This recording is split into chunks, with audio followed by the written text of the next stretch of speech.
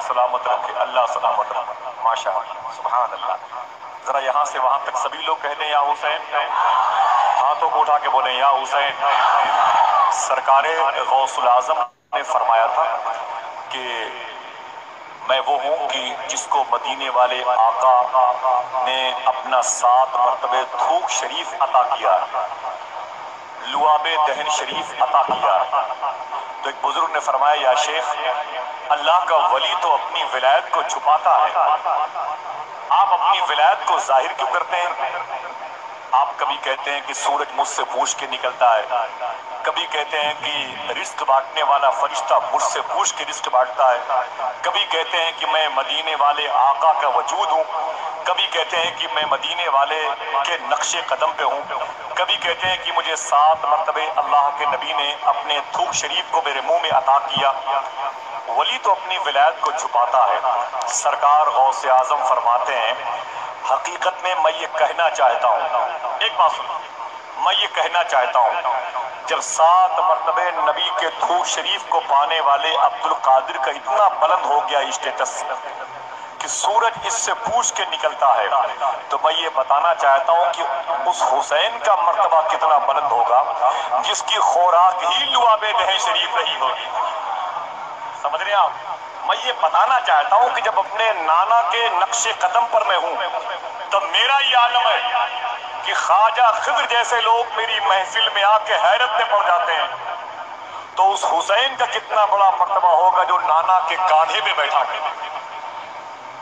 یہ امام حسین ہے۔ اس دور میں بھی وہابیوں نے ایک سوال کیا تھا کہ امام حسین کو پاور نہیں تھا ورنہ میدان کربلا میں بچ جاتے۔ آج علامہ الشاہ محمد گرامی مقیم الرحمان شاہ صاحب قبلہ نے ان کے سوال کا جواب دے دیا کہ نہیں؟ امام حسین وہ آزمائش کی جگہ ہے، وہ صبر کی جگہ ہے۔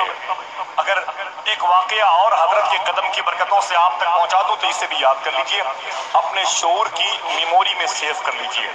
آپ میں سے ایک شہر کا نام لوگوں نے سنا ہوگا، گوالیر۔ اسی گوالیر میں اکبر کے 9 رتنوں میں سے ایک شخص جس کا نام ہے تانسین، اس کی مزار شریف لیٹا کہاں ہے؟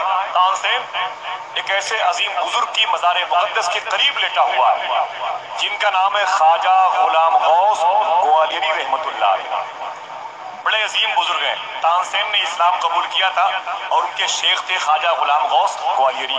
بس ایک بات سن لیں، ایک دن خواجہ غلام غوث گوالیری اپنی نواسی اور اپنے مریدوں کے ساتھ سفر فرما رہے تھے۔ اچانک ڈاکوؤں نے حملہ کیا اور ڈاکوؤں نے اعلان کیا کہ اپنے سارے مال باہر رکھ دو۔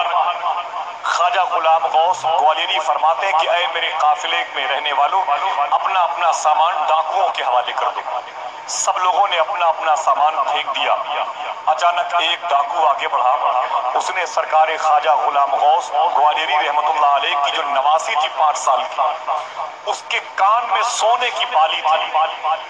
اس کی نیت اس پر خراب ہو گئی، وہ دوڑ کے گیا، اس نے بالی کو زور سے کھینچا، کان کی لو پھٹ گئی، اس سے خون نکلنے لگا، بچی تڑپنے لگی۔ اس نے اسی زخم کے عالم میں اس نے کہا نانا بچا لیجیے، نانا بچا لیجیے۔ اتنا کہنا تھا کہ غلام غوث گوالیری نے اپنے چہرے کو پلٹا، اپنی نواسی کی طرف دیکھا تو چیخ مارنے لگا۔ نواسی کی کان کی لو پھٹ گئی تھی، کان کی سونے کی بالی یزیدی وہ ڈاکو لے کے چلے گئے، بچی تڑپ رہی تھی۔ آپ کو جلال آ گیا، اللہ کا ولی جلال کے عالم میں، اللہ کے دوست کو جلال آ گیا۔ آپ نے مریخ کو آواز دی، اپنے پاور کا استعمال کیا، آواز دی اور ڈاکو خلاف بد دعا کیا۔ فوراً آسمان سے تلوار آئی، سارے ڈاکوؤں کے سروں کو ان کے جسم سے الگ کر دیا۔ ڈاکوؤں کی لاشیں پڑی تڑپ رہی تھی اور آپ کے قافلے کے لوگ پھر خوشی میں اچھل رہے تھے، اپنا سامان اٹھا کے اسے اپنے تھیلے میں بھر رہے تھے۔ اچانک رب کی بارگاہ سے آواز آئی، اے غلام غوث، ایک نواسی کی آواز پر تو نے اتنی جلدی مدد کی؟ اگر کسی کو اپنی نواسی اتنی ہی پیاری ہے تو سب سے پہلے مجھے اپنے حبیب کی وہ نواسی پیاری ہے جس کو سکینہ کہتے ہیں، وہ زینب کہتے ہیں، وہ پیاری ہے۔ اس نے میدان کربلا میں کتنی مرتبہ آواز دی ہے امام الانبیاء میرے اس محبوب کو، نبیوں کے سردار کو، لیکن میرا محبوب گنبد خضرا کے سائے میں یہی کہتا رہا، اے میرے مولا میرے بچوں کو صبر دے۔ ایک مرتبہ بھی میرے محبوب نے اپنے پاور کا استعمال نہ کیا۔ اے غلام غوث، تیری ایک نواسی کے کان کی لو کیا پھٹی، تو نے اپنے پاور کا استعمال کر لیا۔